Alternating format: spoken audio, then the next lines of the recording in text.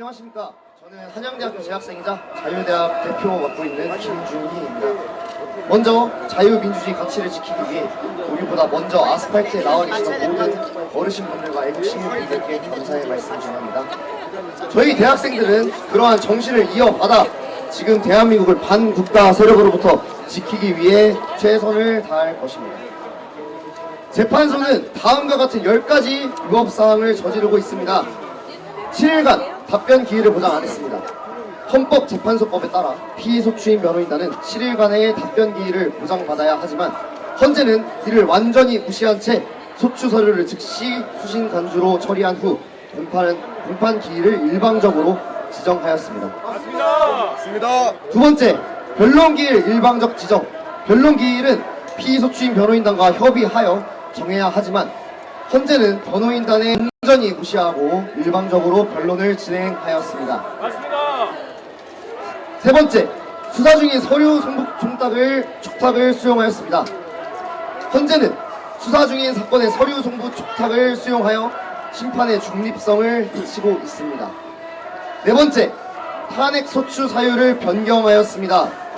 탄핵 소추의 핵심 내용인 내란죄를 제외하는 것은 소추서의 통일성을 해치는 위법 행위이며 헌재가 이를 용인하고 말았습니다. 맞습니다. 다섯 번째, 피소추인 증인 신문 참여권 박탈하였습니다. 헌재는 피소추인에게 보장된 증인 신문 참여권을 박탈하여 방어권을 침해하였습니다. 여섯 번째, 번복된 증언을 채택하였습니다. 홍장원의 말도 안 되는 메모를 증거로 채택하였습니다.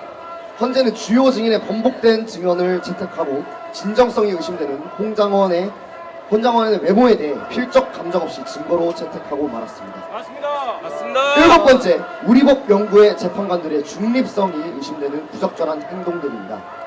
헌재 재판관들이 행위들이 공정성 논란을 증폭시키며 가족이 탄핵 운동에 참여한 사실이 문제가 되고 있습니다. 맞습니다. 여덟 번째, 위에 우리법 연구회 출신 마은혁 재판관의 임명 논란입니다.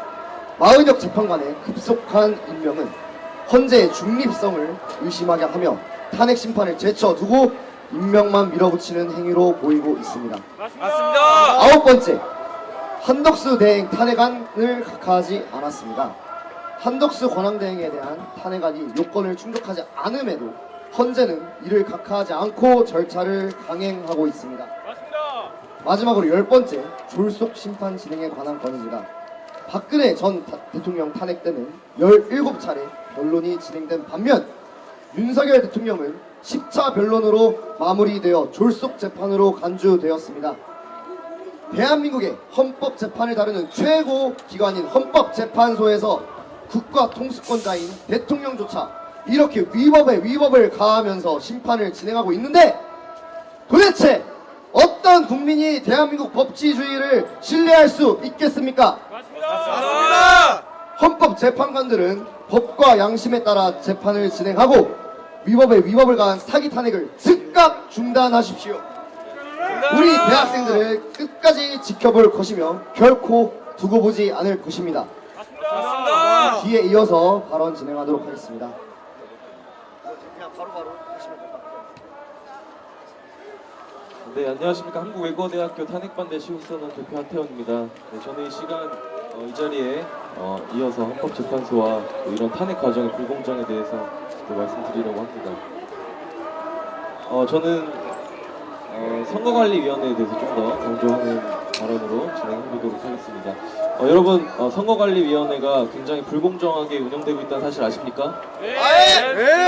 네, 최근 이제 며칠 전에 발표가 있었죠. 이제 선관위는 가족회사로 운영되고 있다라는 발표가 있었습니다. 여러분, 선관위의 채용 비리가 1200여 건에 달했습니다. 세자라고 불리던 사무총장의 아들은 8급으로 특별 채용된 지 6개월 만에 7급으로 승진했습니다. 그리고 채용 과정에 아버지의 친구가 면접관으로 들어오고 그 다음에 면접서 채점표를 연필로 채점하는 등 정말 채용 과정에서 엄청난 불공정들이 계속해서 이루어졌습니다. 맞습니다. 또 다른 사례도 있습니다. 우리 딸은 정말 착합니다. 뭐 이렇게 얘기하면서 뽑을 것을 강요하였고 또 그래서 뽑히고 그 사람은 1년 365일 중 100일을 무단 결근하고 81일을 허위 병가 처리 후에 해외여행에 다녀왔습니다. 정말 이런 채용 과정과 또 인사 과정에서의 비리들이 낱낱이 드러났습니다. 여러분, 선거 과정은 민주주의에 있어서 정말 선거 과정은 너무나도 중요합니다. 그런데 선거를 관리하는 이 선거관리위원회가 이렇게 부패하였는데, 이렇게 온갖 부정을 저지르는데 그들이 관리하는 선거는 과연 공정하고 상식적이라고 우리가 믿을 수 있겠습니까? 없습니다! 네, 그리고 부정선거에 대해서도 말씀드리겠습니다. 여러분, 좀 전에 말씀드렸다시피 선거 과정에서는 한치의 오차도 있으면 안 됩니다. 하지만 여러분 보십시오. 선거 과정에서 선관위가 뭐라고 해명했죠? 형상 기억 종이, 원상복구 기능이 있는 그런 종이라고 해명을 했던 접힌 자국이 없는 신권 다발 투표지, 그리고 관리관의 날인이 없는 투표지, 그리고 관리관의 날인이 뭉개진 일장기 투표지, 그리고 인쇄가 매우 잘못된 일장기 투표지와 여백이 맞지 않는 투표지 등 굉장히 비정상적인 투표지들이 대량 발견되었습니다. 맞습니다! 그 외에 다른 증거들도 있습니다. 새벽에 봉인된 투표함을 열고 무언가를 집어넣는 영상들이 여러 곳에서 발견되었고, 그리고 이제 문에 봉인해 두었던 봉인실이 훼손된 것도 여러 군데서 발견이 되었습니다. 맞습니다. 그리고 또 서버 관리는 어떻습니까? 탄핵 심판 과정 중에서 국정원장이 증언하였습니다. 국정원 조사 결과 선관위는 보안 점수가 공공기관 평균인 88점에 한참 못 미치는 33점이었고, 그 서버가 외부의 망과 분리되지 않고 외부망과 연결되어 있었으며 접점이 있었으며 그 접점을 통하여서 해킹이 가능하였고 선거인 명부와 투표 여부 등의 조작 등이 가능했던 것으로 밝혀졌습니다. 정말 너무 충격적인 사실 아닙니까? 맞습니다! 정말 이런 식으로 졸속 운영되고 있는 선관위가 또 우리 국민들이 많은 의심과 검증의 필요성에 대한 목소리를 내고 있음에도 부정선거에 대해서 얘기하면 처벌해야 한다고 하는 정말 상식적이지 않은 발언을 연일 쏟아내고 있습니다. 맞습니다. 여러분, 선거 과정에서 문제가 있어서 검증해보자고 하는 것이 그렇게 잘못된 일입니까? 아닙니다! 선거에서 정말 아주 민주주의에서 제일 중요한 선거에서 우리 국민 주권을 실현하는 그 수단인 선거에서 한 표의 오차라도 있어서는 안 되지 않겠습니까? 맞습니다! 선관위는 채용 비리에 대한 것을 다시 한번 국민 앞에 나와서 제대로 사과하십시오. 그리고 부정선거로 당선된 국회의 개혁안이 아니라 국민의 개혁안을 받들어서 전부 수개표와 당일 개표를 도입하십시오. 맞습니다. 네, 이상으로 발언 마치겠습니다.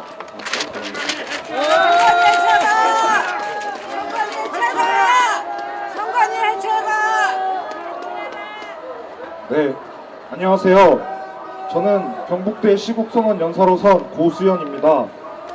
지난 1월 15일 넉넉고 있다 윤 대통령이 끌려가시는 것을 지켜만 볼 수밖에 없었을 때 저는 얼마나 울었는지 모르겠습니다. 평소 저는 눈물을 잘 흘리지 않지만 그날만큼은 하루 종일 눈물을 멈출 수 없었습니다. 맞습니다. 민주노총이 관저로 쳐들어가 대통령을 잡아가겠다는 소리를 듣고 악에 맞춰 뭐라도 해야겠다는 생각이 앞섰기에 시간 날 때마다 관저 앞에 가서 자리를 지켰습니다. 설령 계란으로 파헤치는 격이 될지라도 가서 몸으로라도 막아야겠다는 생각으로 갔는데 몸으로 막기는커녕 아무것도 못해보고 대통령님이 끌려가시게 된 것이 너무 분하고 원통했습니다. 심지어 윤 대통령이 불법 영장으로 구치소에 수감되었다는 소식이 전해지고 이를 도저히 받아들일 수 없었던 고 김태건 열사께서는 그 원통함을 이기지 못하고 분신하셨습니다. 그리고 불법 체포를 막으려고 관저 앞에 누워 필사적으로 저항하시다 강제로 밀고 들어온 경찰 차량에 깔려 쓰러지시고는 끝내 순국하신 어르신도 계십니다. 이 자리를 빌려 순국하신 두 열사님들께 깊은 애도의 마음을 전합니다. 도대체 법치국가에서 어떻게 내란죄 수사권이 없는 공수처가 대통령을 체포할 수 있다는 말입니까? 맞습니다! 그리고 이런 절차적 정당성을 완전히 무시한 불법 행위에 정당하게 항의하며 관저 앞을 지킨 분들은 어째서 소중한 목숨까지 잃어야만 했습니까? 맞습니다! 이런 울분 섞인 물음들이 제 머릿속을 맴돌며 제 원통함은 분노로 변했습니다. 그리고 저의 분노는 단순한 감정에만 머물지 않고 이제는 행동하여 반드시 반국가 세력과 싸워 이겨야 한다는 결연한 다짐이 되었습니다.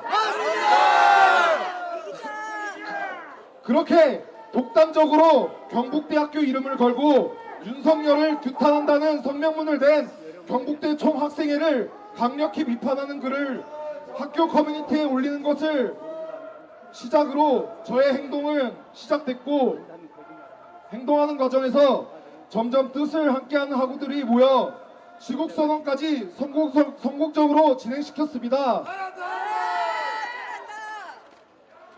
비록 저를 포함한 경북대 학우들은 아직 어려서 정치에 대해 잘 알지 못합니다. 하지만 정치를 모르는 저희가 봐도 대한민국의 현 상황은 결코 상식적이지 못했습니다. 맞습니다. 상식이 도저히 통하지 않는 작금의 현실에 마음 아파하고 눈물 흘릴 줄 아는 학생들의 순수한 마음이 있었기에 비록 혼자서는 무섭고 두렵지만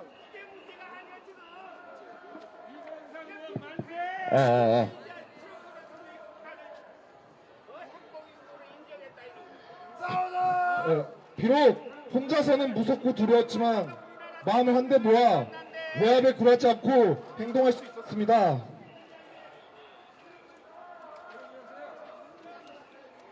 저희 학생들은 정치적 알력 싸움을 하기 위해 움직인 것이 아닙니다.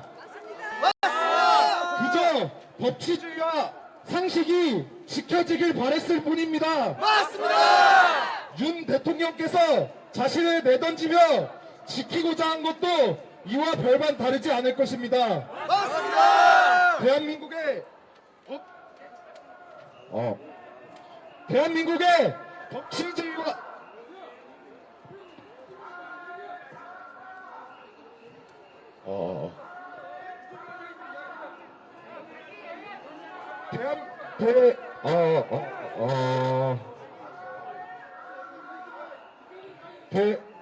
대한민국의 법치주의와 상식을 위해 그리고 윤석열 대통령을 위해 부디 다들 헌법재판소 앞으로 나와주십시오. 이제 정말 얼마 남지 않았습니다. 머지않아 윤석열 대통령이 복권하실 때까지 저희 대학생들은 헌법재판소 앞을 끝까지 지킬 것입니다. 맞습니다. 애국 시민 여러분께서도 저희와 함께 해주시길 간곡히 호소드립니다.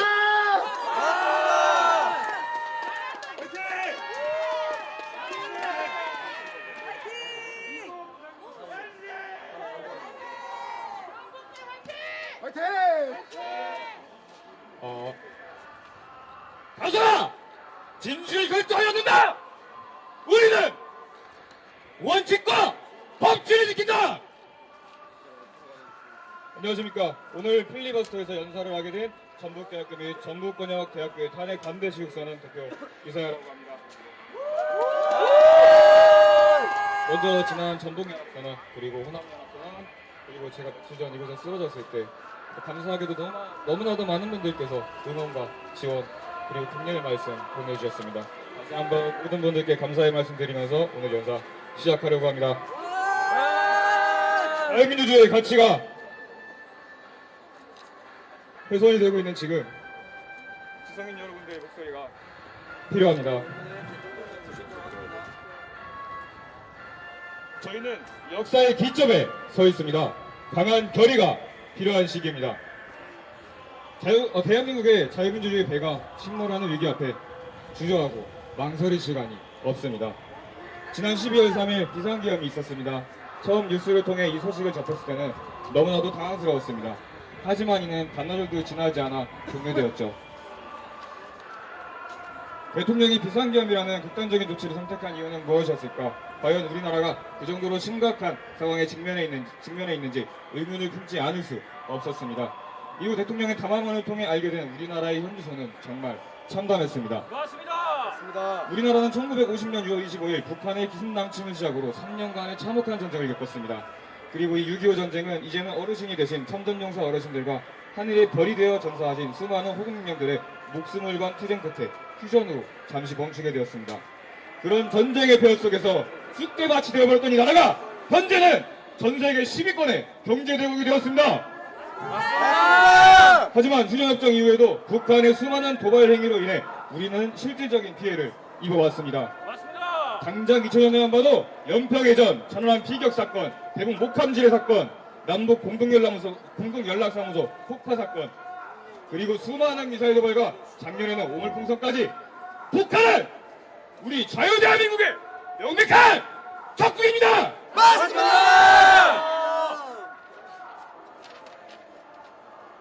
그런데 국정원의 대공수사권은 야당에 의해 박탈되고 말았으며 야당은 국정원의 대공개정의 완전한 무력화를 위해 조사권까지 해제하려 들었습니다. 심지어 이들은 지속적으로 대북제재 해제를 요구해왔습니다. 현재 우리나라에서 재판이 진행 중인 간첩사건이 민노총 간첩단, 창원 간첩단, 청주 간첩단, 제주 간첩단 등 4건이나 됩니다. 그런데도 야당은 국정원의 대공기능에 무력화를 시도하고 있으며 수사를 위한 검경의 특활비마저 전액 삭감했습니다. 충격적인 부분은 국정원에 대한 부분이 우리나라에서 현재 활동 중인 간첩들이 북한으로부터 받은 지령문에 그대로 있었다는 점입니다. 말도 안 됩니다. 자유대한민국의 주적인 북한이 지금도 우리를 위협하고 있는데 국정원의 대공기능을 무력화시키고 대북제재 해제를 요구해온 민주당을 과연 대한민국의 정당이라고 할 수 있습니까? 없습니다! 적국을 감시하는 국정원을 마비시키려 한다면 그것이야말로 진정한 내란 의견입니까? 맞습니다! 지난해 6월 부산 해군기지에서는 드론을 띄워 이 항공모함과 잠수함을 불법 촬영한 중국 유학생들까지 검찰에 붙잡혔습니다. 이들의 휴대전화에서는 중국 공안 관계자의 연락처까지 발견되었고 이후 이들은 중국의 우수 공산당원인 것으로 밝혀졌습니다. 하지만 현행법상 간첩죄는 적국인 북한에 대한 행위에만 적용되기에 간첩죄로 처벌할 수 없는 상황이었습니다. 이 때문에 간첩죄의 적용 범위를 적국에서 외국으로 넓히고자 하는 법안 개정 시도가 있었습니다만 민주당이 이를 가로막았습니다. 맞습니다. 그 이유는 간첩법의 악용 가능성에 대한 검토가 더 필요하다는 것이었습니다. 현재 헌재에서 기각되고 있는 정부 인사들에 대한 29번의 탄핵을 진행할 때는 신중이라고는 전혀 찾아볼 수 없었습니다만 간첩죄 처벌안에 대한 개정안에 대해서는 갑자기 신중한 모습을 보이는 그 이중적인 모습을 전혀 이해할 수 없었습니다. 맞습니다. 또한 대통령에 대한 1차 탄핵안에는 북중러를 멀리한 것을 잘못이라 말하는 부분이 있었습니다. 6.25 전쟁의 주범이며 작년까지도 오물풍선을 날리며 수많은 도발을 자행해온 국가.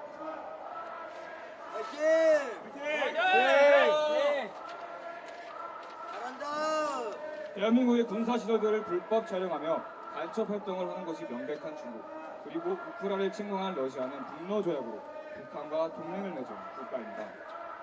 이것을 잘못이라고 지적하는 민주당은 도대체 어느 나라 정당입니까? 제가 더욱 분노했었던 부분은 바로 정률성에 대한 부분입니다. 정률성은 전라남도 광주에서 태어났지만 1933년 중국으로 넘어가 중국 공산당을 홍보하고 대중을 동원하기 위해 수많은 혁명가요를 작곡한 사람입니다. 그가 작곡한 팔로군 행진곡은 중국 인민해방군의 상징적인 노래로 현재 중국 인민해방군의 군가로 사용되고 있으며 6.25 전쟁 당시 중공군의 사기 진작과 결속을 위해 군가 및 선전 음악으로 자주 사용되었습니다. 그는 중국 공산당을 위해 살았고 6.25 전쟁 당시 중공군은 그가 작곡한 팔로군 행진곡을 들고 우리나라를 침략했습니다. 그런데 현재 더불어민주당 소속인 광주광역시장인 강기정이 그런 자를 기념하겠다며 기념공원 설립을 추진했습니다. 이게 지금 말이 됩니까? 안 됩니다! 중공군이 6.25 당시 그가 작곡한 팔로군 행진곡을 틀고 우리나라를 침략했습니다. 중국을 위해 살았던 중국이들! 감히 이 자유대한민국에서 기념하겠다고 나서는 게 말이 됩니까? 안 됩니다! 그런 자가 지난 광주 탄핵 반대 집회를 보고 두근두근하면서 당장 사용을 막았습니다. 맞습니다. 저는 그 모습을 보고 대한민국 국민의 한 사람으로서 정말 분노하지 않을 수 없었습니다. 맞습니다. 민주당은 당명에서처럼 그 누구보다도 민주를 외쳐왔습니다. 하지만 그들의 행동은 그 누구보다도 반민주적이었습니다. 문재인 정부 당시 대통령력이 표현의 자유라고 말했었지만 그랬던 대통령 문재인은 30대 남성을 모욕죄로 고소했었습니다. 그리고 지난 1월 민주당의 전용기 의원이 민주파출소라는 걸 만들면서 카톡 등 메신저를 통해 가짜뉴스 및 허위 정보를 전하려면 내란 선전죄로 처벌할 수 있다고 말했습니다. 말이 안 됩니다. 가짜뉴스를 퍼나르면 처벌하겠다고 하는데 도대체 그 기준은 뭡니까? 그냥 내 입맛에 안 맞으면 다 가짜뉴스고 다 허위 정보 아닙니까? 민주당이 외치던 표현의 자유는 어디로 갔습니까? 맞습니다! 그리고 유명 스타 강사인 전한길 선생님께서 현사태에 대해 지적하는 영상들을 올리셨습니다. 그 중에는 선관위를 지적한 영상이 하나 있었는데 민주당이 이를 구글에 신고했습니다. 또한 여론조사에서 지지율이 역전되고 텃밭이었던 전라도에서마저 분위기가 변하는 모습이 나오니 이번에는 여론조사 업체를 고발하겠다고 나섰습니다. 이에 더해 내란 선전이랍시고 유튜버들을 고발하기까지 했죠. 정당명에 민주를 달고 그 누구보다도 민주를 앞장서 외치지만 마음에 안 들면 아주 다 고발하고 있는 그 위선적인 모습은 정말이지 역겨웠습니다. 맞습니다! 청년층에서 민주당에 대한 지지율이 떨어지자 그들은 이런 발언을 하기도 했습니다. 박구용 전 더불어민주당 교육원수원장, 차이에 대한 존중의식을 배우지 못한 사람들, 그들 스스로 말라비 틀어지게 만들고 고립시켜야 한다. 유시민 전 노무현재단 이사장, 화이팅! 화이팅!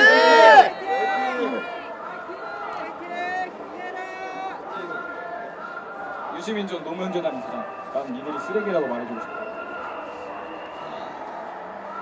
과거에는 60세가 넘으면 뇌가 썩는다면서 어르신들을 조롱하던 우리 유시민 작가님께서는 본인이 60대가 되니 이제는 우리 2030 세대를 보고 쓰레기라고 합니다.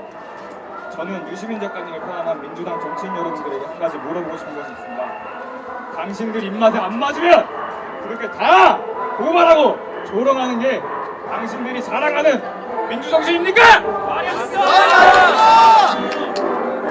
도장 끝난 게 민주정신이냐고! 좌파 정치인 여러분,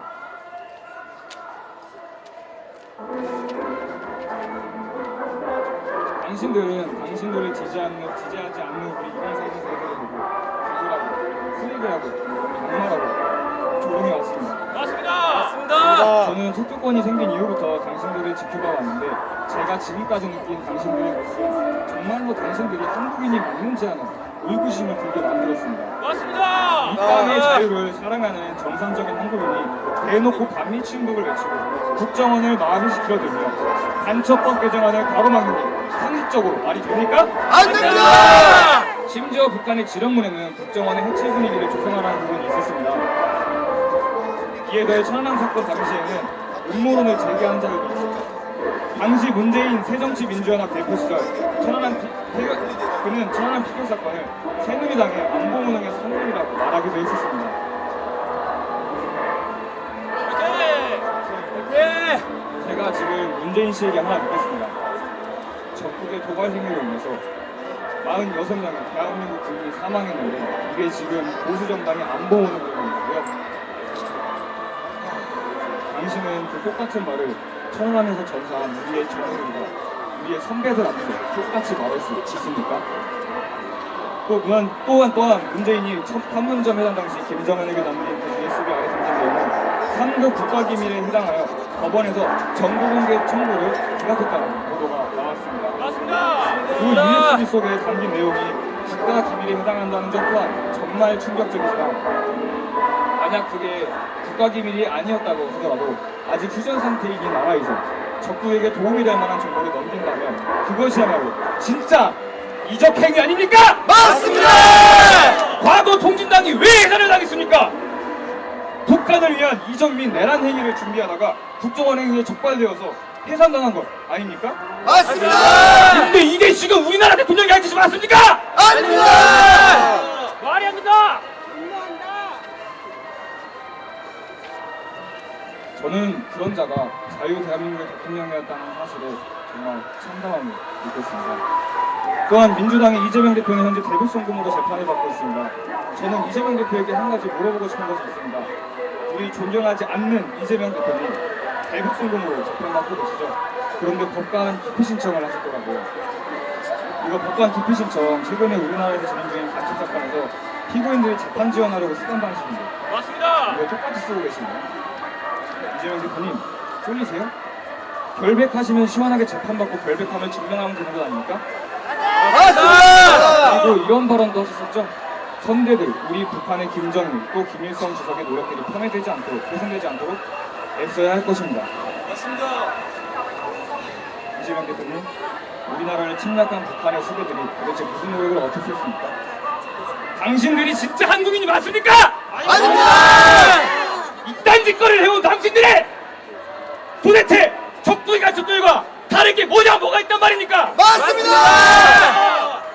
이 나라를 이끌고 간다는 놈들이 대놓고 위선이나 떨면서 이 땅의 자유에 먹칠을 하고 간첩이 날 법한 행동을 하고 있으니까 맞습니다. 그래서 우리가 여기에 나온 겁니다. 맞습니다!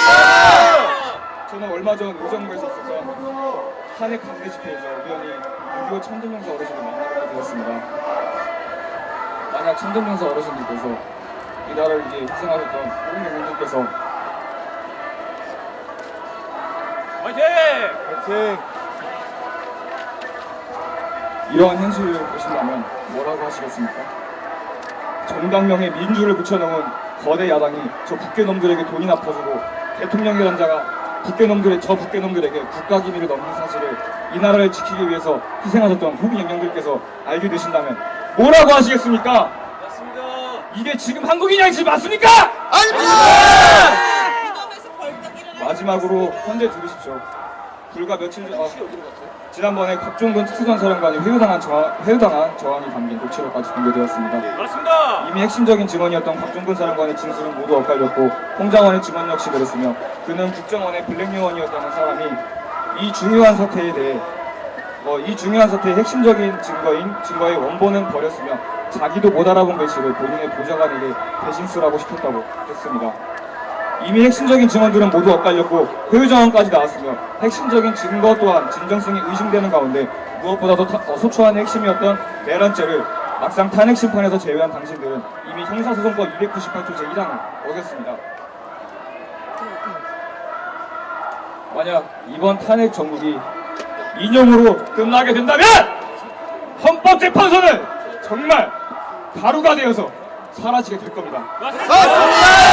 감사합니다. 오늘 최고! 자유대학 파이팅! 화이팅!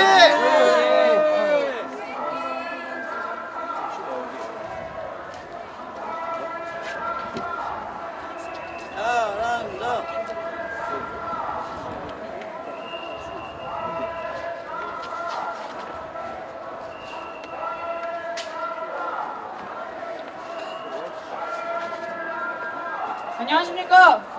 저는 제주대학교 시국선언 대표 이누림이라고 합니다. 연사를 시작하기 전에 먼저 이곳에서 함께 싸워주신 모든 분들께 정말 감사하다는 말씀을 드리고 싶습니다. 나라를 사랑해서 비행기를 타고서라도 이곳에서 목소리를 내고 지키고자 올라왔습니다. 그런데 너무 많은 국민분들께서 이 나라를 위해서 싸워주시고 계셨습니다. 그래서 화요일에 올라왔다가 수요일에 내려가고 다시 목요일에 올라왔다 금요일에 내려가는 차례의 일정을 하면서도 나라를 위해 힘내서 싸울 수 있었습니다. 감사합니다. 청년들이 깨기까지 싸워주시고 청년들이 깬 후에도 싸워주시며 청년들을 위해서 물심양면으로 지원해주시는 모든 국민분들께 진심으로 감사드립니다. 여러분이 계셔서 저희가 오늘도 나라를 위해 나올 수 있었습니다. 고맙습니다. 내란을 뺀 내란죄, 정해진 기간도 지키지 않는 재판, 그리고 무리하고 자격 없는 재판들까지 지금 이 상황과 관련된 모든 문제들 여러분들은 잘 아실 거라고 생각합니다. 맞습니다. 다른 디테일한 설명은 하지 않겠지만 이게 정상적인 나라 상황이라고 할 수 있습니까? 말이 안 됩니다. 국민의 의뢰준 국기에 대한 맹세의 내용은 무엇입니까? 나는 자랑스러운 태극기 앞에 자유롭고 정의로운 대한민국의 무궁한 영광을 위하여 충성을 다할 것을 굳게 다짐합니다. 아닙니까? 맞습니다. 어려서부터 저는 이 맹세를 굳게 해왔고 계엄령이 선포된 배경과 지금까지 벌어지고 있는 모든 일을 알게 될 때마다 제 맹세가 더러워지고 저의 나라가 빼앗긴 기분이었습니다. 맞습니다. 먼저 저는 자유로운 나라를 빼앗겼습니다.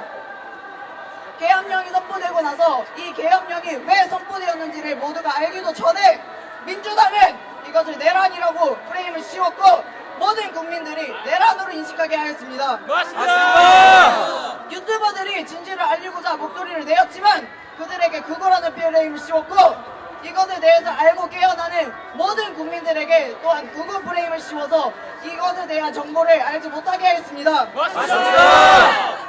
민주당의 프레임 작업은 국민들의 알 권리를 침해했으며 말할 수 있는 자유를 침해했습니다.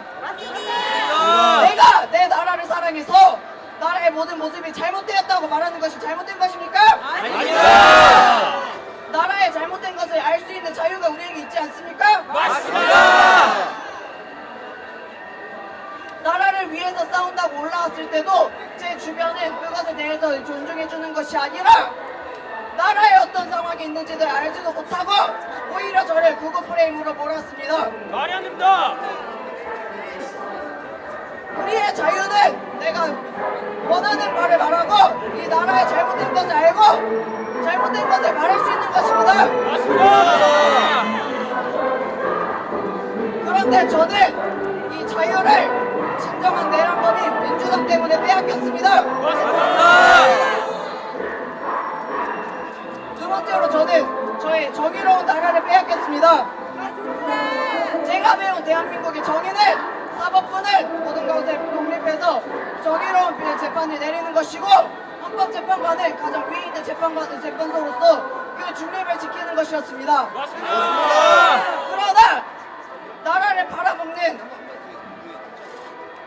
대북 송금이나 정말 여러 가지 문제들에 대해서 이를 수사하던 검사들은 줄줄이 탄핵되어 왔고 대통령에 대한 탄핵 심판은 정말 빠른 속도로 진행되고 있음에도 불구하고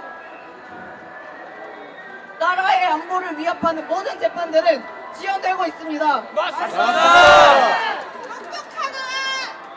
뿐만 아니라 현재 헌법재판소에 있는 헌법재판관들은 사생활 문제도 있지만 무엇보다 대통령의 탄핵과 관련된 가족을 둔 재판관들이 있습니다. 이게 정의로운 나라의 모습입니까? 자유롭고 정의로운 나라를 저는 빼앗겼지만 이것은 비단 저의 문제가 아닙니다. 나라를 위해 피를 흘리고 자신을 아낌없이 희생하신 모든 분들의 자유롭고 정의로운 나라를 빼앗은 것이며 미래 제 밑에 세대에게도 물려질 자유롭고 정의로운 나라를 빼앗긴 것입니다. 맞습니다.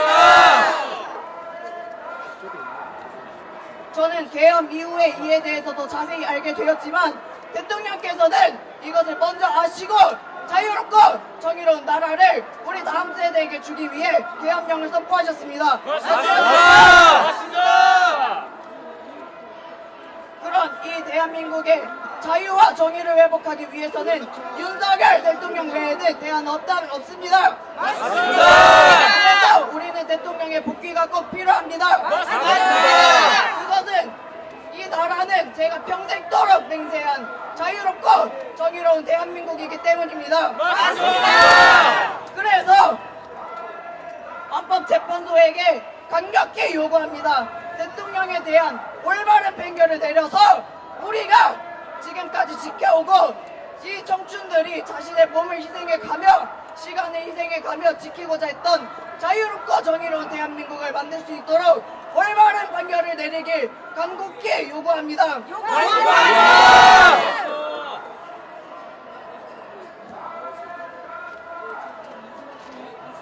또한 부정선거에 대한 수사가 똑바로 이루어져서 대한민국에 잘못되었다는 것을 말했음에도 음모론이라고 취급을 받으며 빼앗겼던 우리의 자유가 회복되기를 간절히 바랍니다.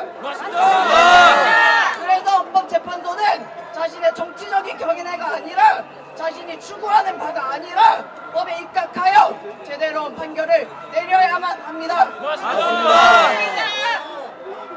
저는 다시 대한민국의 자유롭고 정의로운 모습이 회복될 것이라고 믿습니다.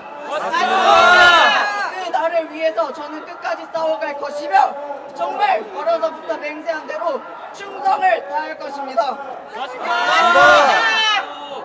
다시 한번 이 나라를 위해 함께 싸워주시는 모든 분들께 감사하며 연사 마치겠습니다. 감사합니다.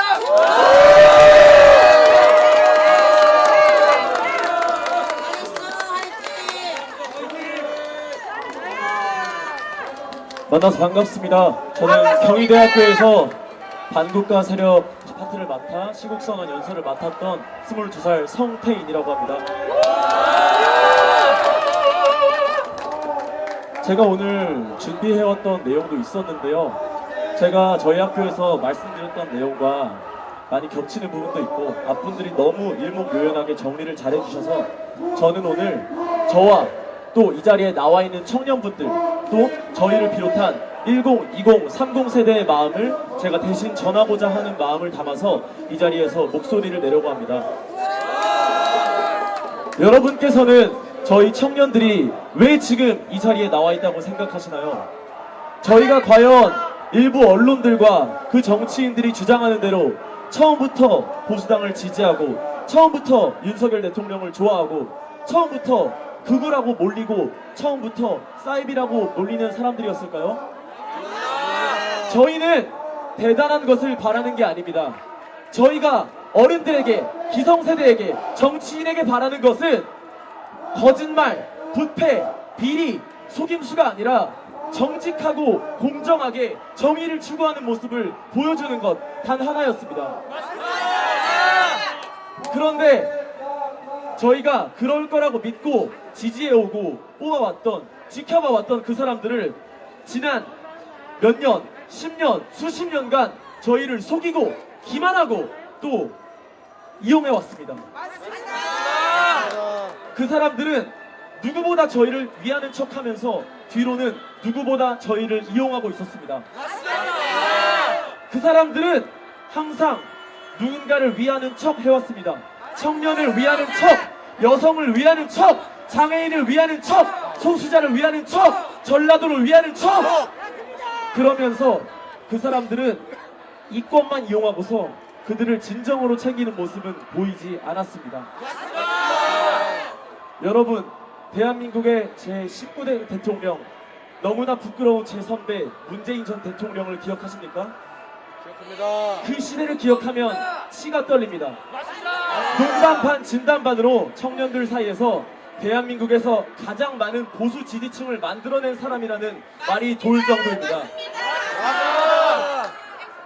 문재인이 임명을 강행했다가 35일 만에 사퇴하게 됐던 조국 전 법무부 장관은요, 개천에서 용날 필요가 없다, 개천에서 가재, 금붕어, 개구리도 행복하게 살 수 있는 세상을 만들겠다고 떠들어 놓고서는 자신의 자녀들을 용으로 만들기 위해서 온갖 거짓말과 비리를 저지르다 그 사실이 적발되어서 현재 징역을 살고 있습니다. 이런 상황에서 저희가 어떻게 그 사람들을 믿을 수 있겠습니까? 그 사람들은 입으로는 세대의 통합, 성별의 통합, 정치층의 통합, 지역의 통합을 주장을 했습니다. 하지만 그 사람들의 말과 행동은 달랐습니다. 누구보다 청년들을 살기 힘들게 만들고 누구보다 청년들의 삶이 고생스럽게 만든 것이 바로 그 사람들이었습니다. 문재인 정권의 끔찍했던 5년을 떠올려 보십시오. 남녀를 갈라쳐서 출산율을 떨어뜨리고 집값을 올려서 집을 사기 어렵게 만들고 결혼을 하기 힘들게 만들고 취업을 하기 힘들게 만들고 그러면서도 청년들을 위하는 척 앞에서는 가증스러운 미소를 지어댔습니다. 여러분, 우리의 우방국이 어디입니까? 미국과 일본 아닙니까? 우리와 자유민주주의라는 체제와 일념 아래서 뭉치고 같은 시장 경제 아래서 한 목표를 위해 나아가는 우방국들을 제치고 중국은 큰 산봉우리 같은 나라다. 중국몽을 함께 하겠다고 대한민국 대통령이 중국에 가서 떠들고 있었습니다. 박원순 전 서울시장은 말 엉덩이에 파리가 붙어가듯 대한민국은 그렇게 중국과 함께 가야 한다고 주장했습니다. 여러분, 우리가 중국 속국입니까? 우리는 자유민주공화국입니다.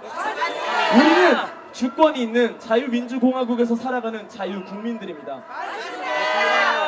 우리 국부인 이승만 대통령께서 대한민국을 자유민주주의 체제 아래서 건국하고서 한미상호조약을 맺은 그 이래로 우리의 우방국은 항상 미국과 일본이었습니다.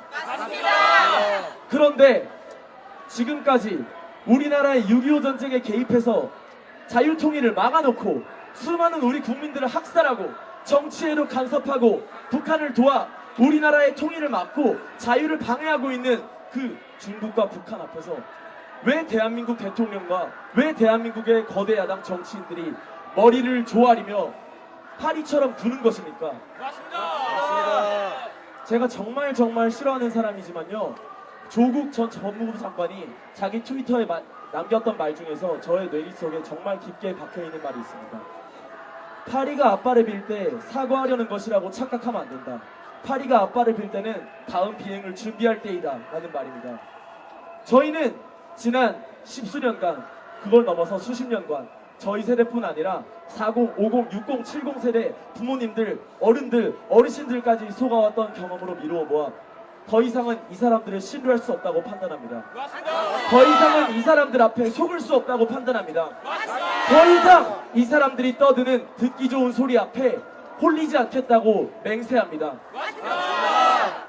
우리가 따라가야 할 것은 듣기 좋고 달콤한 소리가 아니라 진정 이 나라를 위하는 길이며 그 길을 위해서는 반드시 자유민주주의와 그 속의 질서인 보수주의 속 법치주의가 바로 서야 할 것입니다. 그렇기 때문에 저희는 지금 이 상황을 강력하게 규탄합니다. 거대 야당이 행정부와 사법부도 받고 있는 견제에서 벗어나서 입법부라는 명목하에 온갖 법안들을 마음대로 발의해가며 탄핵 소추권을 남발하고 자신들의 권력과 자신들의 목적, 심지어는 자유민주주의의 일념 아래에도 맞지 않은 그 역겨운 목적 하나를 위해서, 또 그 당의 대표라는 범죄자 한 사람을 위해서 모든 상황을 어지럽게 만들고 나라를 혼란스럽게 하는 이 상황을 강력하게 규탄합니다. 그리고 그런 이력을 가지고도 지금 국민들 앞에 나와 뻔뻔하게 얼굴을 들이미는 그 사람들 또한 강력하게 규탄합니다. 제가 이재명 당대표를 보면서 정말 의문스러운 사항이 하나 있었습니다. 여기 계신 분들 아마 그 사람의 가족사와 여러 인생사를 다 알고 계실 겁니다. 저는 정말 궁금스러운 부분이 생겼는데요. 자신의 아내를 섬기지 못해서 불륜을 저지르고 자신의 형과 형수 가족을 섬기지 못해서 그런 비도덕적인 욕설을 내뱉는 사람이, 자신의 가장 가까이에 있는 가족도 사랑하지 못하고 섬기지 못하는 사람이 어떻게 국민을 사랑하고 어떻게 나라를 위해 일하며 어떻게 이 조국을 섬길 수 있겠습니까? 그렇기 때문에 이 혼란한 나라 상황을 정리하고 또 무너진 질서들을 바로 세우기 위해서라도 저희는 지금 우리가 뽑은 대한민국이 선출한 국민이 인정한 제20대 대통령 윤석열의 복귀를 강력하게 요구합니다. 그 과정에서 있었던 여러 가지 거짓들, 혼란들, 위증들은 제가 다 말씀드리지 않아도 이미 저희 애국 시민분들께서 너무나 잘 아시리라고 믿고 있습니다.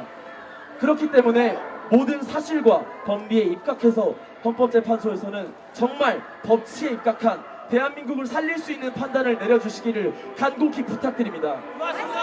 이것은 윤석열 대통령을 지지하는 사람을 넘어서 우리가 우파고 보수고 하는 것을 넘어서 이념을 넘어서 대한민국의 청년으로서 대한민국의 국민으로서 자유민주주의 체제 속에서 살고 싶은 한 사람으로서 정말 강력하게 목숨을 걸고 부탁드리는 바입니다.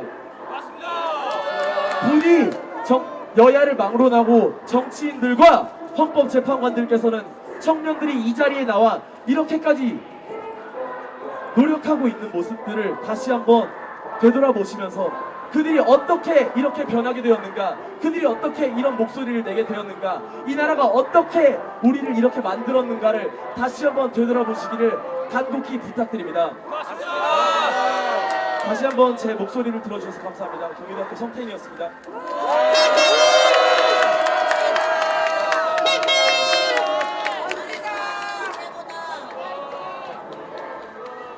여러분 안녕하십니까? 안녕하십니까?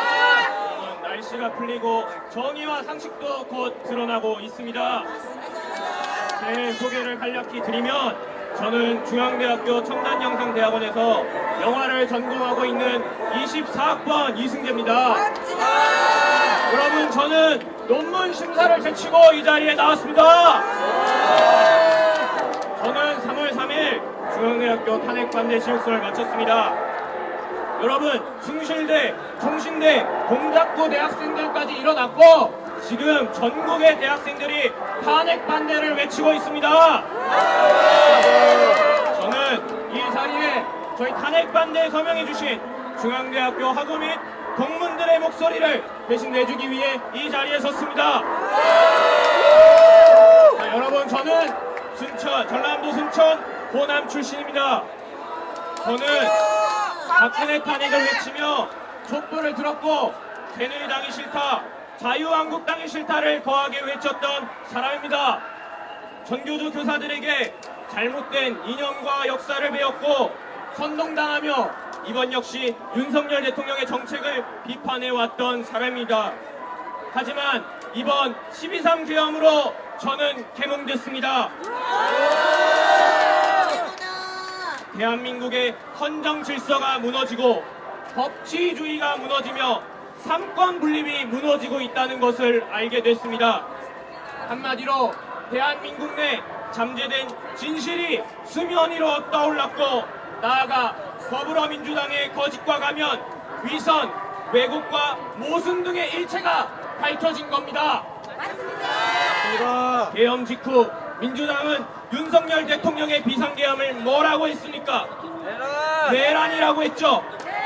민주당은 불소추 특권을 등에 업고 계엄은 즉 내란이라는 말도 안 되는 논리를 들이대며 가짜 증거와 증인들을 국정조사에 부르며 국민들을 기망했습니다.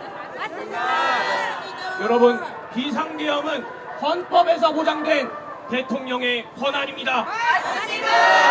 대한민국 헌법 제77조에 의하면 대통령은 전시, 사변 또는 이에 준하는 국가 비상사태에 있어서 계엄령을 선포할 수 있습니다. 여러분, 지금 대한민국은 어떤 상황입니까? 국가 비상사태이지 않습니까?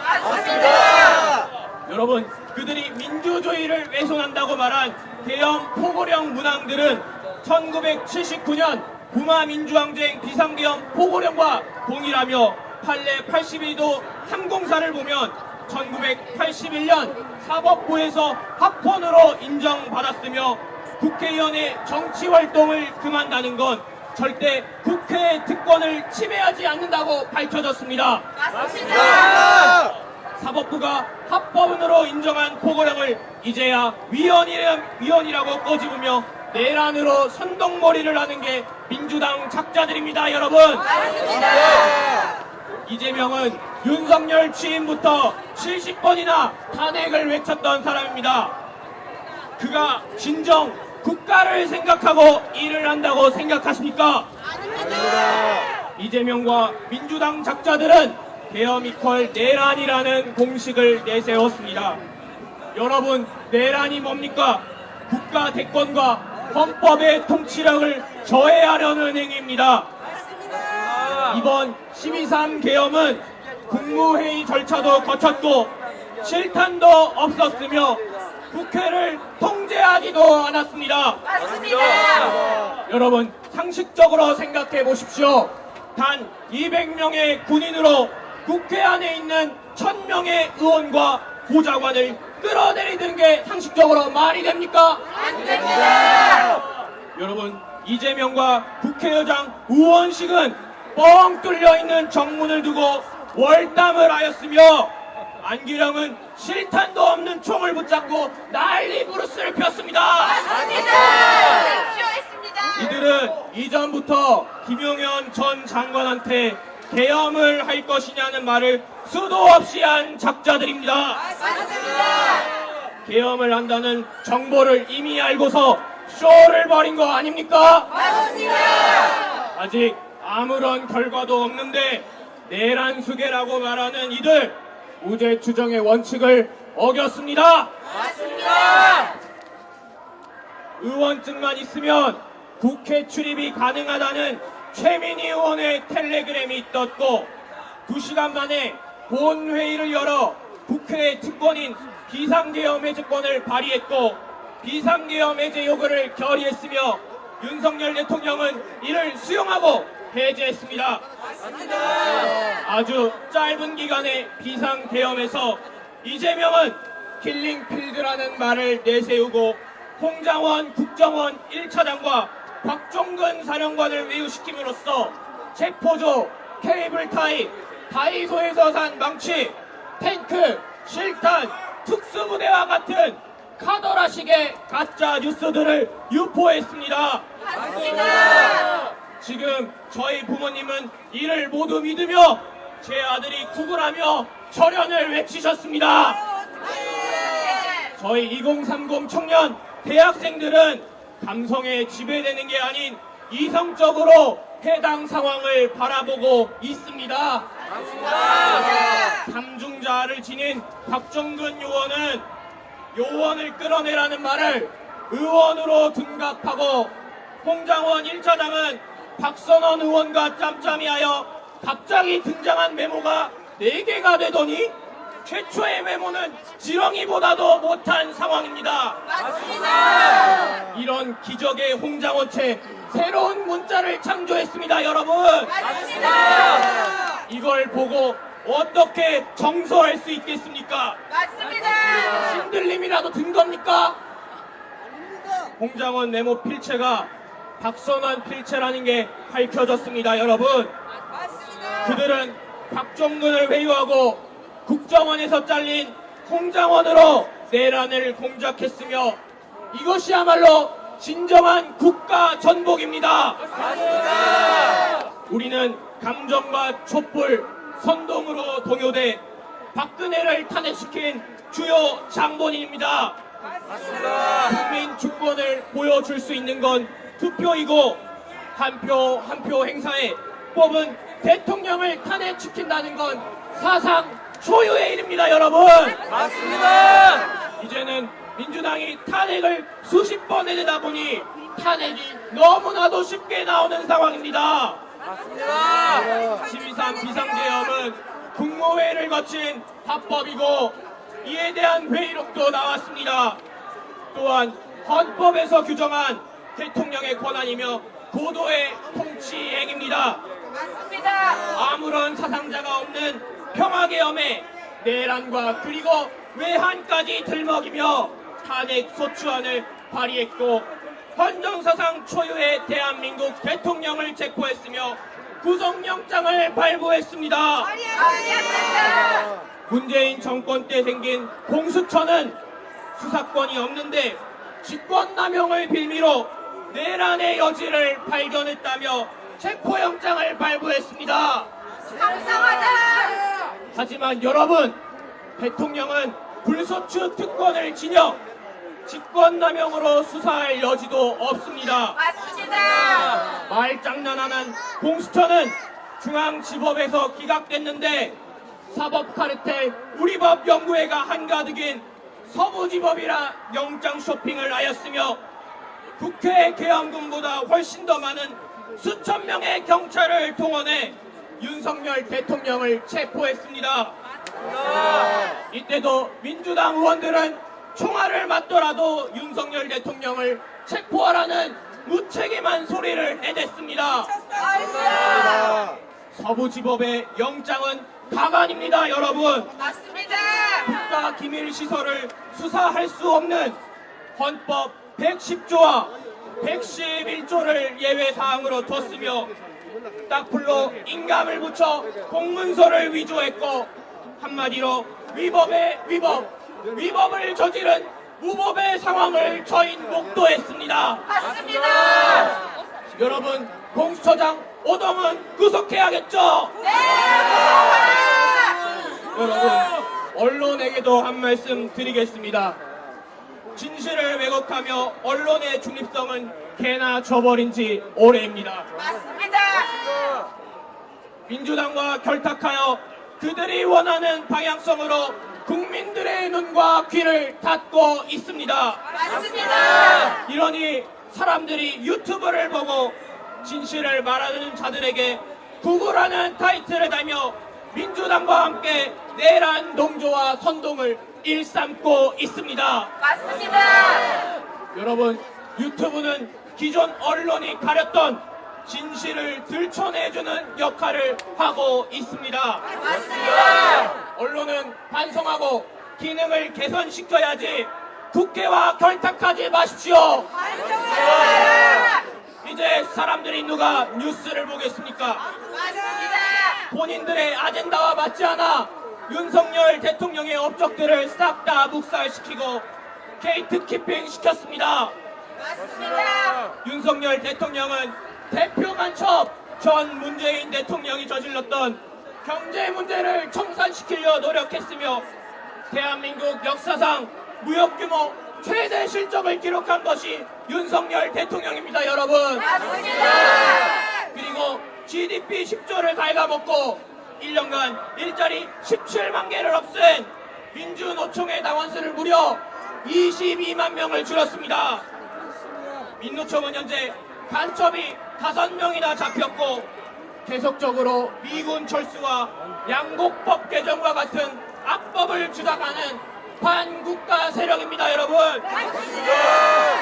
윤석열 대통령은 문재인 전 대통령이 닿았던 원전을 재가동하고 수출하였으며 최대 규모의 방산 수출을 진행하고 국가 안보에 힘을 썼습니다. 또 자원 불모지라 불리는 대한민국에서 울산 대왕고래 사업을 진행하며 국가 경쟁력을 확보하기 위해 노력했습니다. 근데 민주당은 뭐라고 합니까?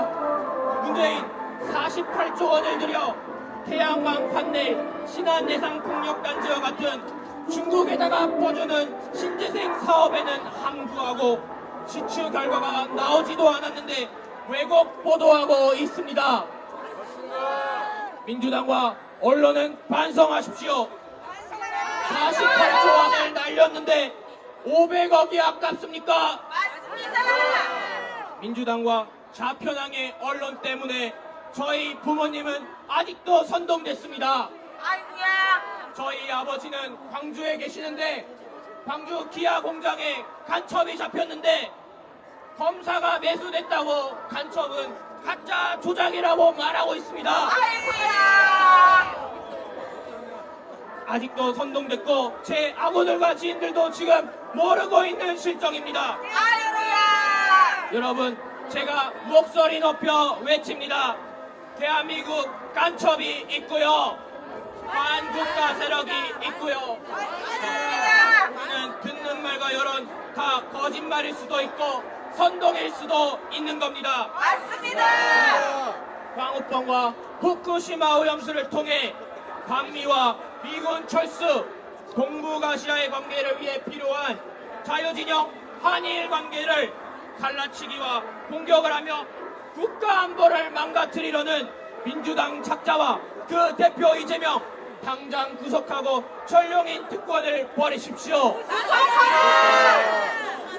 윤석열 대통령의 가장 중요한 업적은 뭡니까? 바로 국민 주권을 실현시키는 선거 시스템을 개선하고 부정선거를 척결하기 위해 선관위를 턴 거 아닙니까? 맞습니다.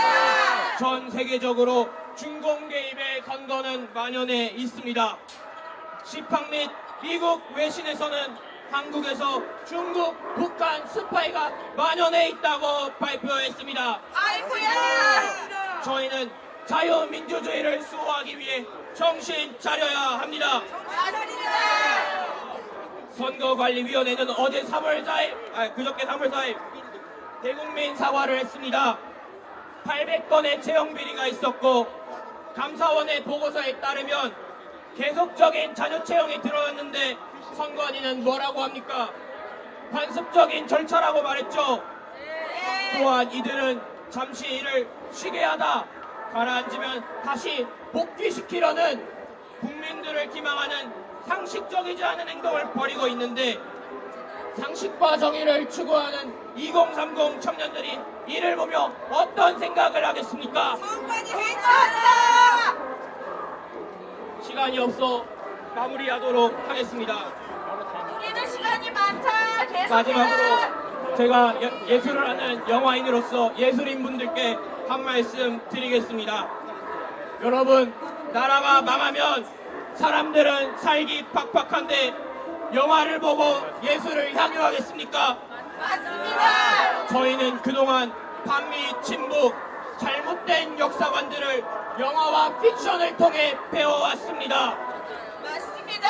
픽션이라고 생각하지만 계속적으로 흡수하며 그 가치들이 이제는 교재로 쓰이고 교육으로 확장되고 국가 시스템을 전복시키는데 이바지하고 있습니다, 여러분. 맞습니다.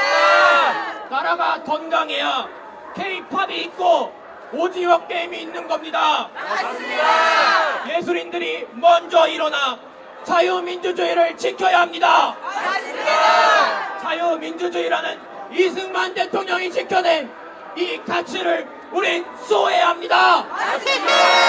감사합니다.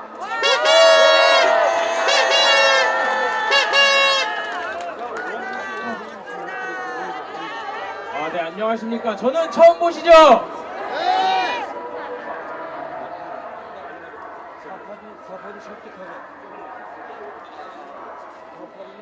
네, 전 처음 보실 텐데, 그래서 제 소개를 먼저 하겠습니다. 네, 저는 동양미래대학교 옛날 이름으로 동양공전의 로봇공학과 22학번으로 재학 중인 김진환이라고 합니다. 네, 시작하기 앞서 먼저 안정권 대표님께 양해의 말씀 한번 올리겠습니다. 저희가 시간이 없는데 저에게 시간을 조금만 더 허락해 주실 수 있으십니까, 대표님? 안정권 괜찮다. 괜찮다. 감사합니다. 멋지다. 안정권 네, 저는 멋지다. 자유대학에서 함께하고 있는 유일한 전문대 학생이고 저희 학교에서 시국선언을 준비하고 있지만 학생이 저 혼자밖에 없어서 정말로 난학을 겪고 있습니다. 저희 전문대학교 학생들은 졸업과 동시에 산업전선의 최전선으로 투입되어 정치적 중립을 지키며 국가 발전에 이바지하도록 약속되어 있기 때문에 저희는 정치로 좌우로 편향되지 않고 교육을 받아왔습니다. 하지만 제가 이 자리에 나온 것은 지금은 정치가 좌우의 문제가 아니라 편향의 문제가 아니라 국가 발전을 하느냐 국가가 나락으로 가느냐의 그 기로에 서 있었기 때문입니다. 맞습니다. 저는 대통령님께서 예산안을 제출하시고 국회에서 예산 삭감하는 내용을 보았습니다. 그리고 마지막 최후 변론 때 말씀하셨습니다. 민주당에서 야당에서 지령이라도 받은 듯이 정말 필요한 부분의 예산만을 삭감했다. 저는 그것에 의문점을 느끼고 정말 상세히 조사하기 시작했습니다. 그리고 그것에 대해서 제가 조사한 결과를 말씀드리도록 하겠습니다. 단 한 가지만 조사했는데도 너무나도 비판할 게 많았습니다. 맞습니다. 먼저 윤석열 정부는 원전 예산을 증액하고 태양광 예산을 감액했습니다. 하지만 민주당에서는 그 예산안을 원전 예산을 다시 삭감하고 태양광 예산을 증액하는 방식으로 바꿨습니다. 이 방식의 가장 큰 문제는 우리나라는 산이 70%고 평지가 없어서 태양광 발전에 매우 불리한 지역입니다. 그리고 태양광 패널은 80%가 중국에서 수입되며 이는 중국에게 우리나라 에너지 생산을 위탁하는 행위입니다. 이것에 대한 사례는 러시아 우크라이나 전쟁에서 확인할 수 있습니다. 유럽의 전역의 국가들이 우크라이나에 무기를 지원했지만 러시아가 유럽에 흐르는 가스관을 끊었을 때 그 유럽의 국가들은 가스비가 매우 치솟으면서 에너지 안보에 가장 큰 위험을 느꼈습니다. 그 결과에 따라서 지금 민주당은 우리나라의 에너지 안보를, 특히 전기 안보를 중국에게 떠넘기는 이적 행위를 하고 있습니다, 여러분. 두 번째입니다, 여러분. 요즘 AI 다 쓰시죠? 챗 GPT 아시죠? 민주당에서도 AI를 요즘 관심 가지고 잘 가지고 놀고 있습니다. 근데 여러분, AI가 전기를 얼마나 먹으시는지 혹시 아십니까? 챗 GPT 한번 검색하면 여러분 핸드폰을 한번 완충할 수 있는 전기가 소모됩니다. 그리고 챗 GPT를 개발할 때 쓰이는 그 전력량이면 인구 10만 명의 도시가 1년 동안 쓸 수 있는 전력량을 AI 개발에만 투자해야 됩니다. 그리고 현재 민주당에서 AI 특이하는 것을 전 다 보았습니다. 근데 그들이 말하는 것에는 이런 전력에 대한 해결이 없었습니다. 그저 고급 인력, AI 반도체를 좀 더 만들면 어떻지 않겠냐, 이런 원론적인 대답만 하고 있고, 가장 중요한 이런 대용량의 전력시설에 대해서는 얘기하지 않고 있었습니다. 말이 안 된다. 여기 계신 국민의힘 의원 여러분, 꼭 확인해 주십시오. 우리나라에선 이런 시스템으로 AI를 개발할 수 없습니다. 그리고 이런 AI 개발은 1년이 뒤처지면 매우 큰 타격이 옵니다. 챗GPT가 개발되고 단 몇 년 만에 중국에서 더 뛰어난 딥시크를 개발한 걸 보십시오. 우리나라는 AI 강국이 되기 위해서 더욱더 빨리 AI 산업에 투입되어야 합니다. 더 뛰어야 합니다. 하지만 지금 민주당은 원전 예산을 삭감하면서 우리나라의 전력 인프라를 박살냈고, 특히 소형 모듈 원자로, 이것은 AI 데이터 센터에 정말로 중요하게 쓰이는 원자력입니다. 하지만 이것을 개발하지 못하게 막음으로써 우리나라의 데이터 센터 구축을 막고 있습니다. 이렇게 우리나라의 AI 산업을 길을 가로막고 있는 민주당은 이적단체입니다.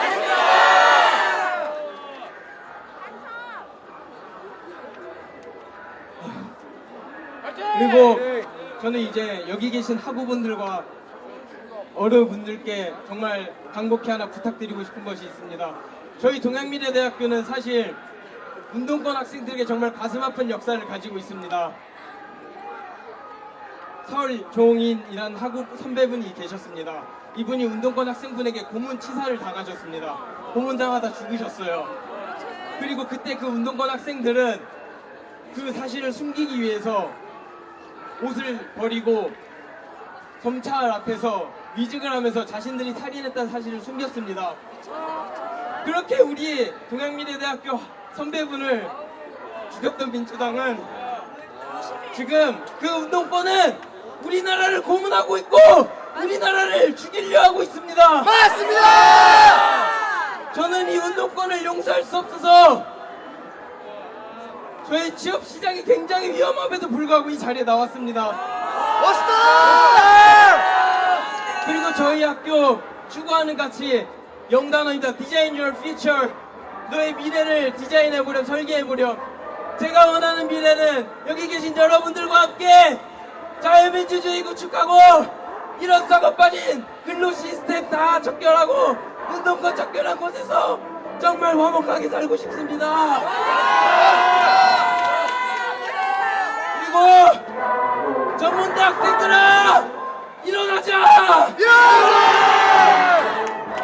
지금 취업의 걱정은 잠시 내려놓고 우리 미래를 위해 함께 싸워주라! 제발 싸워주라! 감사합니다!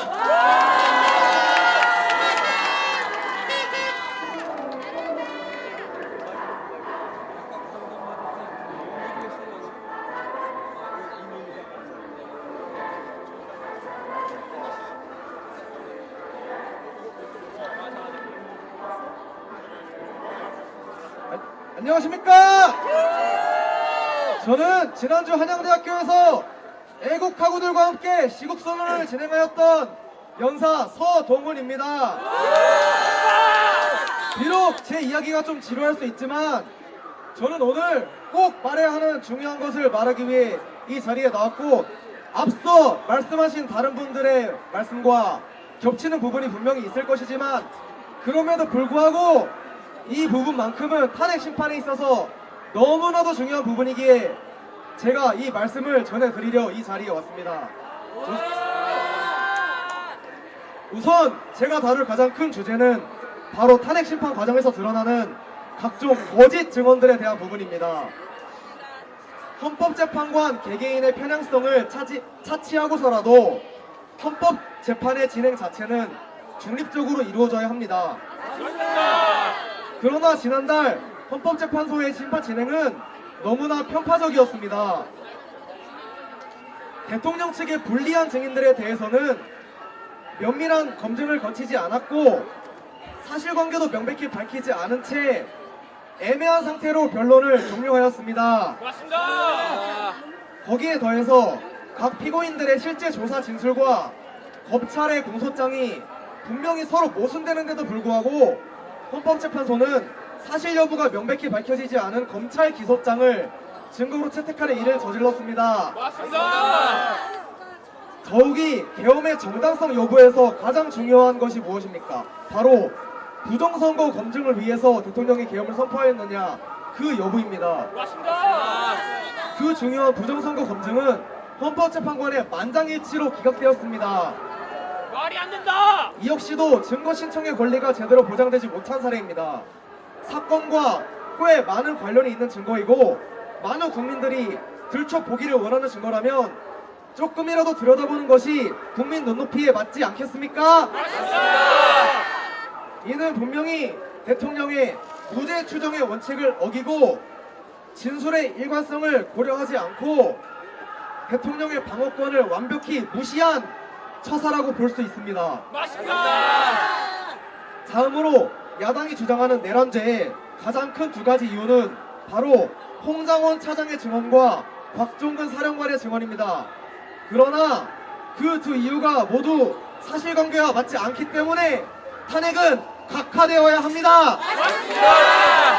이 두 사람의 거짓말에 대해서는 이전 연사분들도 많이 말씀하셨지만 수차례 3번, 4번, 5번 강조해도 부족함이 없을 것 같습니다.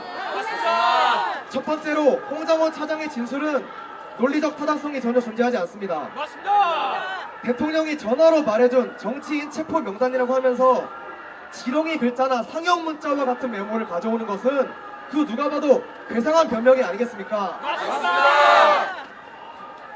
그러고 나서 홍장원 차장은 자신이 원래 왼손잡이인데 오른손으로 글씨를 써서 그렇다는 아주 해괴한 변명을 늘어놓고 있습니다. 심지어는 그 메모를 국정원 마당 앞에서 썼다고 했다가 CCTV 영상이 드러나자 실내에서 전화를 받으며 급하게 메모를 쓰느라 글자가 그렇게 된 것이라고 또 말을 바꿨습니다. 그리고 그 엉터리 메모를 보좌관이 해독해서 다시 바른 글씨로 옮겨 썼다고도 주장을 했습니다. 아니, 정상적인 판단력을 가진 사람이라면 이 변명을 믿을 사람은 없을 것입니다. 이 지렁이 기어가는 메모를 보좌관이 다시 써서 체포 명단이 되었다는 이야기는 물고기가 다음날 갑자기 사람이 되었다는 이야기보다 더 믿을 수 없는 이야기입니다. 두 번째로 곽종근 사령관의 증언 역시 매번 말이 바뀝니다. 언제는 대통령이 체포 명단을 지시했다고 했다가 또 언제는 국방부 장관이 지시했다고 했다가 언제는 방첩사령관에게 공조 요청을 받았다고 합니다. 심지어 체포하려고 한 대상의 명칭에 대해서도 끌어내라고 한 대상의 명칭에 대해서도 인원, 요원, 의원 등등 비슷한 단어를 돌려 말하면서 말을 바꾸고 있습니다. 도대체 누가 이 해괴한 변명을 믿을 수 있겠습니까? 그리고 얼마 전에 곽종근 사령관의 녹취록이 공개되었습니다. 이 녹취록의 내용을 조금 각색하여 제가 읊어드리겠습니다. 누군가가 나에게 양심 선언을 하라고 자꾸 권유한다. 나 좀 살려줘라. 말 안 들으면 나를 내란죄로 엮겠다고 하더라. 여기서 누군가라는 단어가 대체 어느 당이고 어느 세력이겠습니까? 저는 그것이 민주당이나 야당 세력일 것이라고 믿어 의심치 않습니다. 그 이후에 박종근 사령관은 민주당 김병주 의원의 유튜브에 출연해서 자신의 입장문을 발표했습니다. 민주당 의원들과의 대담에서 그는 해당 사태에 대해 변명을 하고 자신에게 유리한 증언을 이끌어내기 위해 노력했습니다. 말이 안 됩니다. 물론 그가 헌법재판소나 국회에서 진술한 내용과 해당 유튜브에서 진술한 내용은 각각 전후 사정이 전혀 맞지 않는 모순 내용으로 밝혀졌습니다. 맞습니다.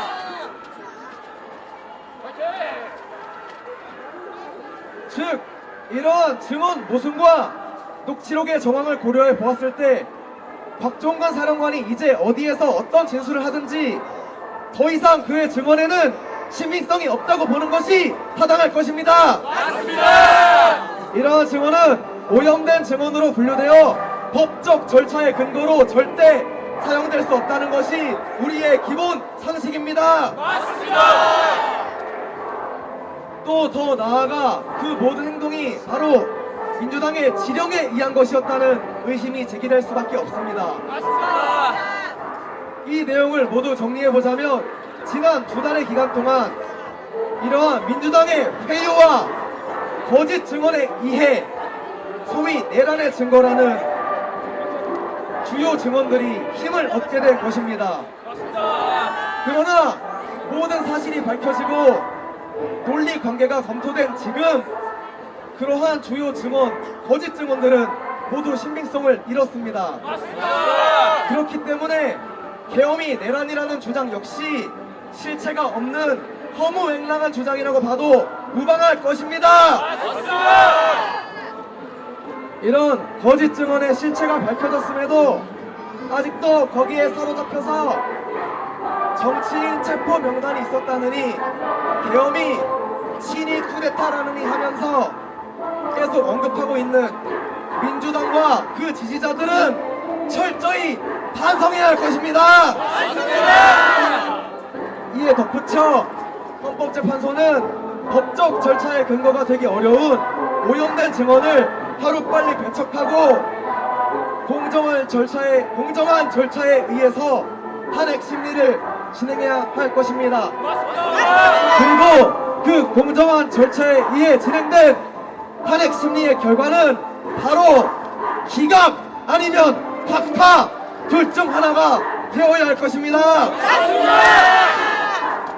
저희는 그동안 자유 대한민국을 지켜오신 어르신들의 노고에 큰 감사를 드리며 이제는 저희 20대 30대가 그 바통을 이어받아 이 나라를 지키겠다는 굳은 결의를 여러분들 앞에서 보여드리며 이 연설을 마무리하겠습니다. 지금까지 보잘것없는 제 연설을 잘 들어주셔서 정말 감사합니다. 다음 분께 마이크 넘기겠습니다.